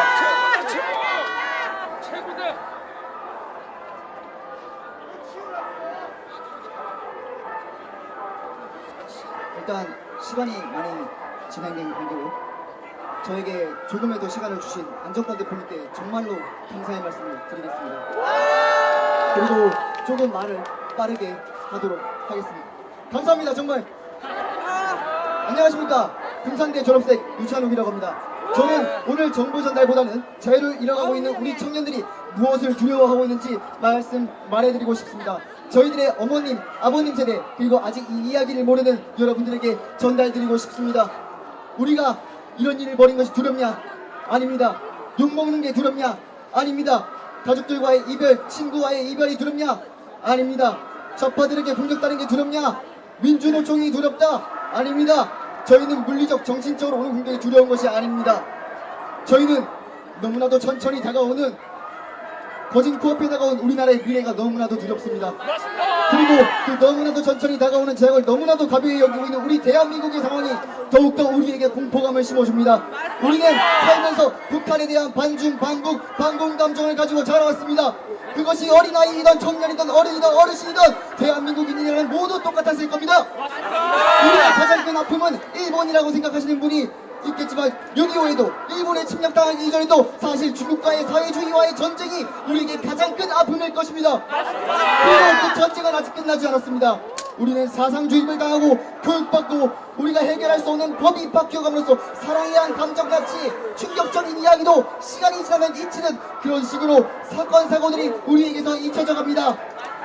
그 사건 사고들과 교육들의 지역 감정, 남녀 갈등, 종교 갈등, 정치 갈등을 빚어내는 그 원인을 모르는 채로 말입니다. 많은 어머님, 아버님들, 그리고 아직 이 사실을 사실이라고 믿지 않는 여러분과 반대에 서 계신 여러분, 본인이 살아온 배경에 잘못이 있다, 오류가 있다라는 사실을 인정하고 싶지 않을 것입니다. 영상을 보아도 시위 앞을 지나가도 누군가에게 들어도 개소리라고 치부하고 싶습니다. 왜냐하면 어머님 아버님들은 그렇게 교육받았고 내가 잘 되면 내 자식이 잘 될 것이다, 나만 잘 해내면 우리 가족 모두가 행복해질 수 있다고 그렇게 짐을 짊어지고 계실 테니까 말입니다. 민주노총에 가입하면 승진할 수 있다, 민주노총에 가입하면 더욱 빠른 돈을 벌 수 있다, 중국과의 계획을 체결하면 정치 쪽에 손을 대면 내가 이 인맥과 채권만 있으면 더 성장할 수 있다고 믿었을 겁니다. 그렇게 올라갈 분이 행복했을 겁니다. 그것이 정답이었을 겁니다.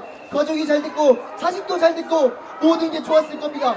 5점 하나 없었던 인생에 우리는 그것을 5점이나 치는게 화가 나실 겁니다. 중국의 나라가 먹힐 일이 없다고 우리는 그저 줄넘기하듯 중국과 미국을 왔다 갔다 하는 거라고 이것으로 우리가 나라를 성장시키고 나라의 경제를 살렸다고 믿으실 겁니다. 그런데 이대로 10년만 지난 뒤 여러분들의 아이들, 여기 청년들이 자식을 낳고 행복한 미래를 그리던 날이 갑자기 모두가 범죄자가 되듯 어딘가를 갈 때마다 얼굴을 인증하고 정치 이야기하는 것 꺼내요, 자신의 생각하는 것 꺼내요. 모두가 모두를 의심하는 세상이 도래한다면 반중 반공 정서를 가진 아이들이 중국인을 보면 사장님이라고 하며 퇴근도 제대로 못하고 아이도 제대로 키우지 못하는 상황이 도래한다면 탈북민 어머님 한 분이 울면서 말한 보일러실에서 아기를 낳고 따뜻한 집에서 2년 동안 재워보지도 못했다고 하는 상황이 도래한다면 그것이 여러분들에게 자식 세대와 손자 손녀 시대에 도래한다면 지금 어머님 아버지들은 어떤 생각을 가지실 겁니까? 그럴 리가 없다고요. 중국인의 상속세를 내지 않았던 텐데 우리 한국인의 상속세 50%가 80% 90%가 된다고 하더라고. 그럴 일이 없다고 하실 건가요? 어머니 아버지들이 읽어놓은 모든 게 다 사라져 자식 세대에게 물려준 게 없다라는 말이 나와야지 그때부터 무언가 잘못됐음을 느끼실 건가요? 북한 간첩을 위해 국보법 폐지 주장하고 중국 간첩을 간첩죄 확대법안 반대해버리고 중국 간첩의 구시심이라도 우리나라 기술을 지금 국회지법법 발의하는 것으로 우리의 기술 노력들이 도둑질 당하는데 민주당이 간첩죄 받아서 처음 알도 못합니다. 그것입니까? 중국인은 전부 잠재적 간첩입니다. 맞습니다. 국가정보법 제7조 중국 모든 조직과 시민은 법에 따라 국가정보 업무를 지원하고 협조하며 국가정보 업무와 관련된 비밀을 지켜야 한다.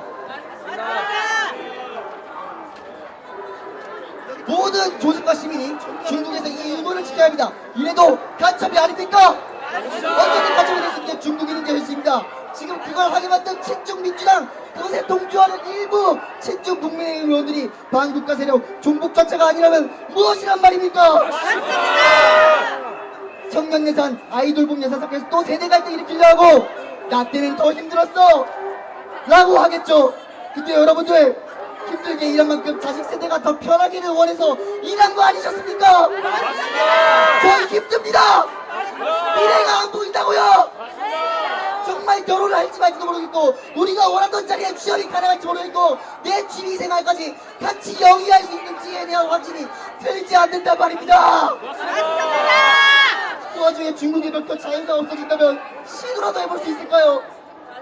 그것들의 지금도 거지도 5%밖에 되지 않는 확률을 뚫고 노력하는 아이들인데 0.01% 아니 그보다 더 적은 확률로 우리의 성공 확률이 내려간다면 중국인들은 한국에서 훨훨 날 거고 우리는 나라로 떨어질 겁니다. 네가 잘하면 된다. 네가 노력하지 않아서 그렇다. 아니요. 청년들 그리고 여러분들 충분히 노력하고 있습니다. 저는 공부를 지지리도록 합니다. 그런데 여기 청년들 연세대라고 고려대라고 서강대라고 전북대라고 각자 자리에서 최선을 다해오고 최고의 학교에 입학한 청년들이 과연 정말 자유가 사라진 세상이 온다면 본인의 꿈을 이룰 수 있는 아이들이 몇이나 될 거라고 생각하십니까? 맞습니다. 우린 이룰 수도 있겠죠.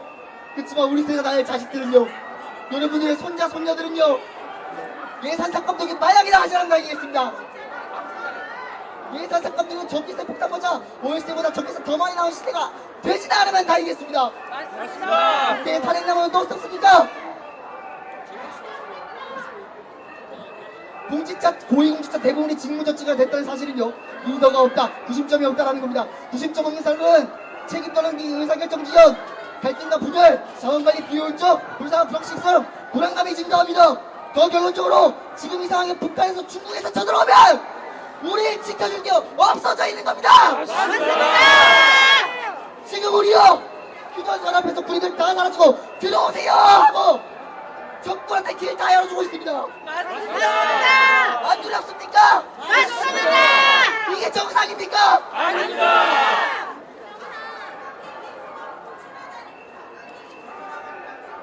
이게 윤석열 개혁 탓입니까? 윤석열 개혁이 전에 이제 3개월밖에 집권하지 대통령 보고 내려오면서 178회 탄핵운동 집회 연계 민주당입니다.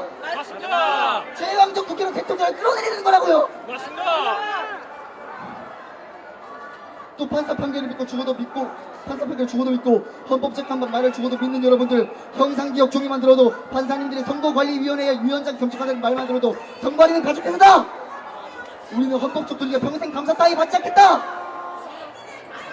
그 와중에 감사위에서 탄핵 소추시킨 것만 봐도 이상하다는 생각을 왜 안 하는지 모르겠습니다. 맞습니다. 그럴 거면 투표 왜 합니까? 우리가 유권자라 불리는 이유가 무엇입니까?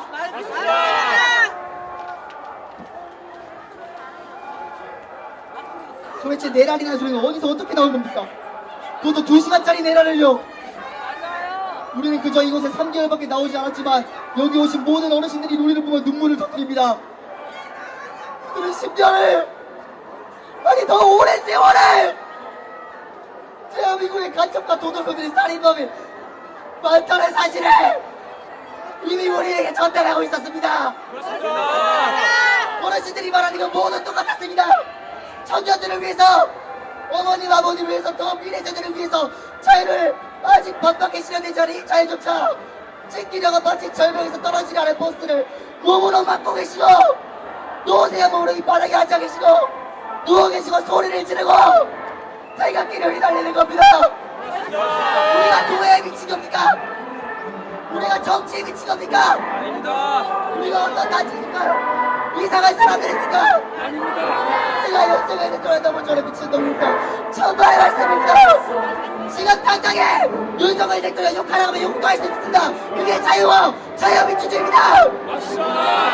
그렇지만 우리 모두 개인으로 정부를 지원해 나라가 망해가는 것을 정부인이 알고 우리 힘없는 국민들이 이것을 해결할 사람이 윤석열 대통령이 밖에 없기에 거리로 나온 겁니다.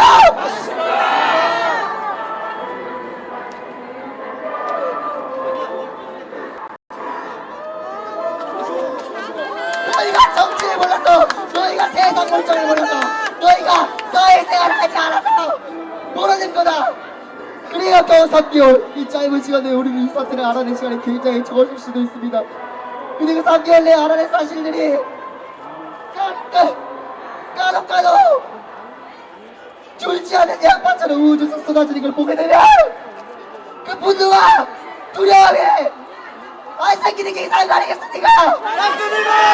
우리가 좋아서 여기 나오시는 줄 알아봅니다. 한창 공부하고 한창 일하고 한창 이직을 준비하면 한창 인생을 즐겨야 할 나이에 공부도 손에서 주지 못하고 일도 손에서 놓고 취업 잡히도 놓고 지나간 친구랑 절교하고 부모님이랑 애절하고 일상도 잃어버린 채 이 차가운 겨울 아스팔트 바닥에서 새벽까지 새가며 노숙자 마냥 바닥에서 음악 뒤잡고 잡기도 자기도 하고 헌법재판소 앞에서 따뜻기가를 외치는 저희가 재미있어서 즐거워서 여기 나오시는 줄 알고 있는 것 같습니다. 정말의 말씀입니다. 맞습니다. 전혀 즐겁지 않습니다. 무엇을 위해 우리가 돈까지 써가며 이 짓을 감수히 하는 겁니까? 대한민국 짬뽕가는데 지배하고 있어서 이런 말은 위험해지는데 도대체 무엇을 위해 지방에 사는 저까지 시간까지 써가며 전라북도 군산에서 여기까지 서울을 한 번도 방문해 본 적도 없고 제가 왜 방송에서 서울에서 이런 목소리를 내고 있는 건지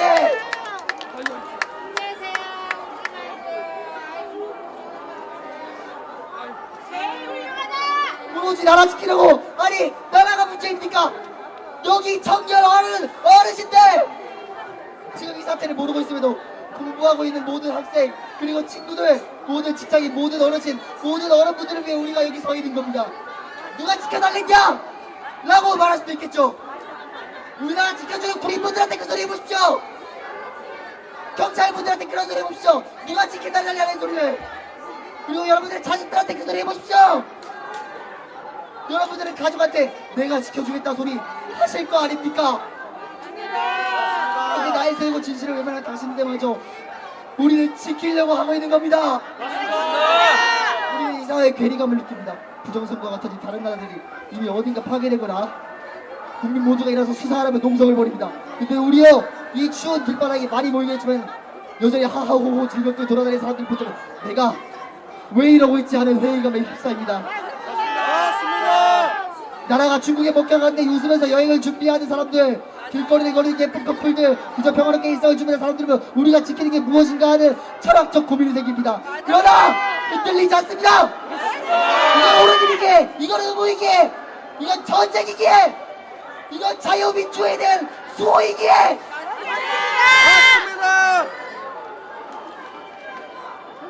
이 굳은 믿음이 여기 계신 어르신들과 동일하게 미래 세대를 위함을 우리 모두의 행복을 위함을 믿고 있기 때문입니다. 우리가 다치더라도 잘못하더라도 후회하지 않습니다. 오른이란 자신을 믿는 것이기에 자유, 돈으로 행복을 살 수 없다는 말이 있습니다.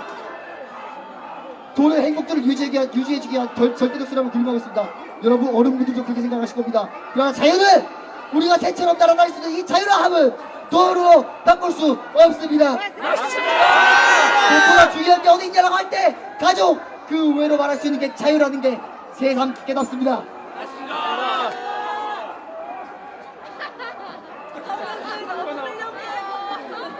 우리가 나에게 있기에 어디든 갈 수 있고 무엇이든 할 수 있지만 자유 대한민국이 없다면 분명히 그 어디에도 갈 수 없을 겁니다. 마치 큰 벽에 둘러싸여 무너지지 않는 벽을 주먹에 피가 흐르고 있음에도 때리는 기분이 듭니다. 어머님 아버님 그리고 일상을 살아가는 모든 여러분 이 어르신들이 10년의 세월을 아니 그보다 더 오랜 세월을 여러분들을 지키고 있습니다.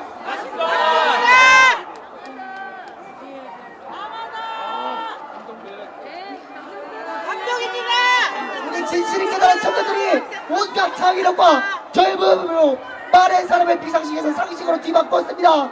저희도 합니다. 이 사태가 끼어들기 부담스러운 정도로 우리가 미쳐있는 것처럼 보이는 걸 그렇기에 호소합니다. 정말 한 번만 부탁드리겠습니다. 어머니 아버님 그리고 어르신분들 국민 여러분들 중국이 우리를 천천히 짓밟으려 하고 있습니다. 홍콩처럼 대하고 있습니다. 경찰도 국회도 그 무엇도 우리 지켜주는 게 없습니다. 가짜 언론에 속지 말아주세요. 진실을 외면하지 말아주세요. 진실을 찾아주세요. 미래를 지켜주세요. 나라를 지켜주세요. 여러분들의 자신의 가족을 자유를 외면하지 말아주세요.